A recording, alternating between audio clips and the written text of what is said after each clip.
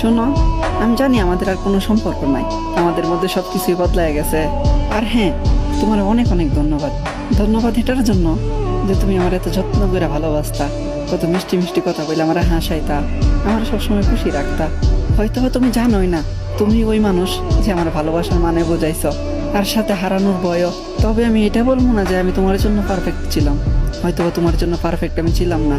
আর নাকি কখনো ক্ষতি করার চিন্তা করি, আমি কখনোই তোমার ক্ষতি করার চিন্তা করি না, আর করবো না।